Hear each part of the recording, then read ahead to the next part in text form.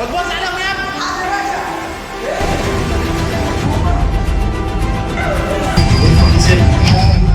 محروس يا باشا، محروس فكرة عوضية يا باشا. الاسم محروس فكرة عوضين. سن 42 سنة يا باشا. سن 42 سنة. وانت يا ابني؟ أنا؟ ايوه انت. أبو زياد محروس فكرة. الاسم ابو زيد محروس فكرة. سن 19 سنة. سن 19 سنة. قول لي بقى يا عم محروس، يا باشا تمام. فين الفترة اللي فاتت دي؟ كنت في البيت يا أبو فين يا باشا؟ كنت بتعمل ايه يعني؟ يا باشا زي الناس، يعني واحد قاعد في البيت هيعمل إيه يعني؟ هو مش يعني قاعد في البيت كده. ما تعصبنيش. يا باشا أنا ما عصبتكش يا باشا. كنت بتعمل ايه بالظبط؟ يا باشا أنا مش بعمل حاجة يا باشا، أنا راجل مش شغال وما كانش عندي شغل فقاعد في البيت، يعني هروح فين طيب؟ سمعت ان مراتك ما كانتش في البيت الفترة اللي فاتت دي، كانت فين؟ ايه؟ يا باشا كان ابوها تعبان شويه فهي راحت له يعني زياره. طيب قول لي بقى، يا باشا بيتك القديم بعته ليه؟ والله يا باشا عليا ديون كتيره ودينا كتيره قوي فاضطريت ابيعه عشان اسدد. يا محروس عليك ديون، تبيع البيت اللي انت قاعد فيه تسكن في قصر؟ انا سامع ان انت ساكن في قصر كبير. قصر يا باشا، ما انا يا باشا ما انا لما بعت البيت دواتي ووفرت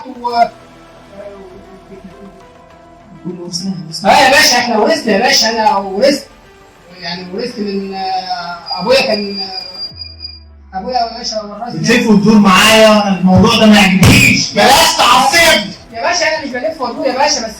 طيب هات من الاخر كده واحكي لي. كده يا باشا. طيب يعني هو ده اللي حصل يعني. انا قعدت في البيت وبعت البيت القديم واشتريت بيت هو مش ناقص ولا حاجه يعني. محروس انت عايز تتعبني يا باشا وما تعرفش ان احنا هنا عارفين كل حاجه، عارفين عنك انت مين وبتعمل ايه في الصبح وفي الظهر وفي الليل، وبتقعد مع مين وبتشرب ايه وبتاكل ايه. طبعا يا باشا، ما انت الحكومه تعرف كل حاجه يا باشا بس. فهات من الاخر يا محروس. يا باشا انا بقول لك ايه يا باشا، ما انا بقول لك اللي حصل ده يا باشا. طب انا هجيب لك من الاخر يا محروس. عارف سيدنا يا محروس؟ سيدنا؟ بلاش سيدنا يا محروس، بس تعرفه؟ بس مين يا باشا؟ انا ما اعرفش حد بالاسم ده يا باشا. طب الريس محال.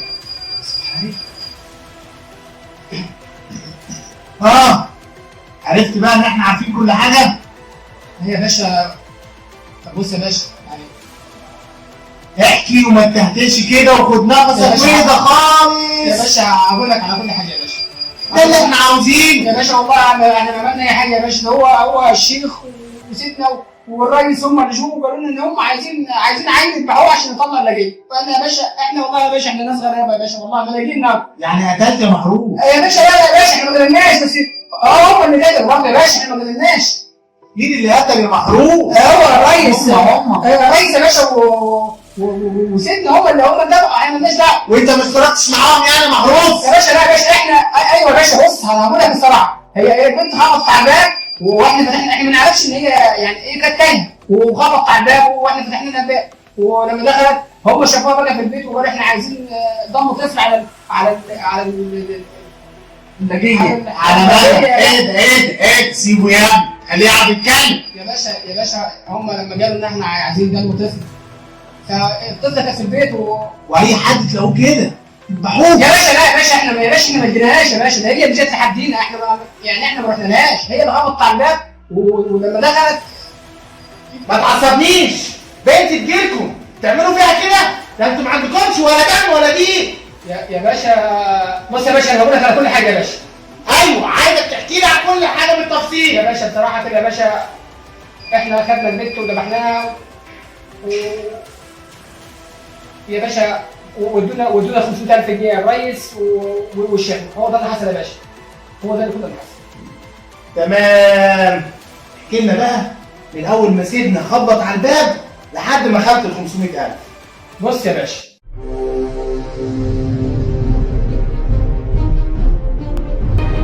الناس دي عشان الفلوس ممكن تتحول لوحش كاسر. الغرابة ان الناس اللي بتفتري هم الناس اللي معهم فلوس.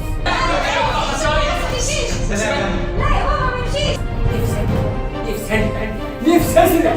والسرقة مش حرام، والنهب والبلطجة مش حرام، الجنس مش حرام.